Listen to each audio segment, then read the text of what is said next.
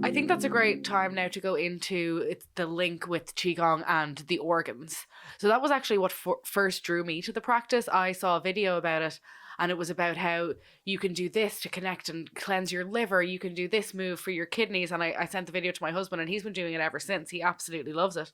But I think he is on that kind of, I guess, for want of a better phrase, that surface level of it where he is just doing the practice. I don't think that he is controlling his chi. He loves the energy ball aspect. I think that's one thing he talked about.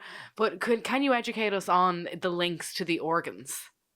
So as I mentioned earlier, each organ corresponds to negative and positive qualities. And so there's different like sounds, there's different like meditations we can do for each one. So I'll back this up again, and I'll say almost all disease from a traditional Chinese medical perspective is from what we call qi and blood stagnation. Okay. Wow. And so one of the reasons it's important for us to circulate our qi is because we're trying to circulate our blood. Wow, blood stagnation. I just thought the body did that on its own. Well, but it does. But like, think about this. Like, if you look at like a young, healthy child and you were to look at their blood, it would be bright. Yeah. But when you look at an elderly person's blood, it's like dark. And that's because it's not circulating as much, right? Okay. So in Chinese medicine, the liver is like storing the blood. And one of the main conditions that we talk about exhaustively is liver qi stagnation. Okay. And the liver is associated with anger and frustration. Wow. Right? So when we and it goes even further than that. Like if it gets out of control, then it becomes liver fire, it becomes liver yang rising. So if you've ever seen somebody who's been like a chronic long-term like alcoholic. Yeah. I was just going to ask about that. And they fly off the handle very quickly and sometimes very red face, right? We would consider that like a case of like, it's like the liver fire, it's the liver yang rising. Like it's just, they're like, they've gotten past liver qi stagnation, right? Okay. Like, and so this is one of those things where it comes back to this virtue aspect, because like we have to understand that like our physical habits and our mental habits are interconnected, right? Yeah. So in the case of like alcoholism, that's a physical habit, but it's going to affect your emotional state and your mental state. So you have to look at everything from a comprehensive view, right? But yeah, the organs, everything, like I said, I think what I always try to do is I try to simplify it and say, everything is about circulating the qi and having the qi be balanced.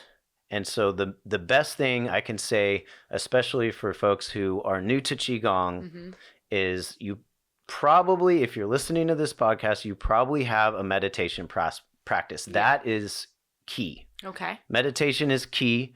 That to me is the ultimate foundation for Qigong. And so, because without meditation, without stilling the mind, you're going to have a hard time noticing the subtleties of the Qi. You're going to have a hard time differentiating, organs and feelings and all these types of things. So when you settle the mind and then you can start to notice these subtleties, you can start to notice the Qi. Because like, again, when we're circulating the qi through that lower dantian and we're circulating it through the microcosmic orbit, it does take practice. It takes time. I mean, I remember when I was first reading some of this stuff thinking, let's just say my surname is Thomas. And for those out there who know anything about Christianity, Thomas was the doubter. And so doubting Thomas. Yeah. So like I have been like, this has been one of the negative qualities of my personality, is that I'm very skeptical. I'm very skeptical about things. And so, I'm like, yeah, sure. I'm reading this stuff. Oh, that sounds cool, but I don't know about that. And it took me quite a long time to really get to a point where I was like, there it is. I feel it. I can sense it, and that just is about repetition. So, Okay. some people say practice makes perfect. I like to say practice makes practice, because like literally I like qigong that. is just about practice. It's Yeah. about you get kind of cumulative effects through the consistency of practice.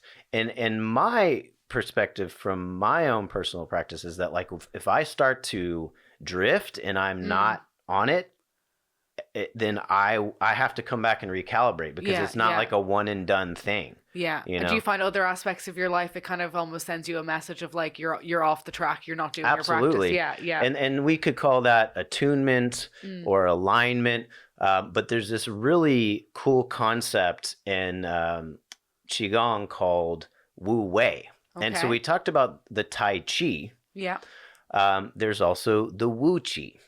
And so we talked about the Tai Chi means like the supreme ultimate. Well, the Wu Chi is like the empty ultimate, Okay. right? And Yeah. that's kind of a weird sounding thing. Yeah, it's like an oxymoron or something. But it makes a lot of sense when you drill into it. So Wu Chi is the primordial source. We call that the yuan, the source of everything. Okay. So it is like, from a Buddhist perspective, they talk a lot about emptiness. And I remember when I first started studying Buddhism, I was like, man, this is like depressing. Like, just everything's just empty. Like, what's the point of any of that? But it's not like that. It's that it's pure potentiality. It's that it's literally able to birth anything that you see in the myriad universe. Wow. So I'm a huge fan of Dr. Joe Dispenza. Okay. And if you're familiar with his work, I highly recommend reading Becoming Supernatural. I found that book crystallizes a lot of what I think is happening in this physical universe. And he talks a lot about the quantum field. Okay. And one of the things he was talking about was this idea of, you would meditate and dissolve the identity. So it's like no person, no place, and no time. And I'm sitting there reading this going like, this is the Buddhist Heart Sutra, Okay. where they say no ears, no mind, no body. It's just, you're dissolving into the emptiness, into the void, Yeah. into what science would call the quantum field. Okay. And so out of that quantum field, that's where things can start to almost magnetize towards you. Okay. Because you're finding this alignment. And so there's this idea called Wu Wei. And Wu Wei is like empty action. It's like Okay. effortless action. Right. So when you're finding that alignment, that you start noticing all these synchronicities and like all this serendipitous stuff, like things like somebody just sends me an email and is like, hey, would you like to be on this podcast? Like things Okay, like yeah, that, yeah. And then you go, this is what Dispenza would call breadcrumbs from the universe.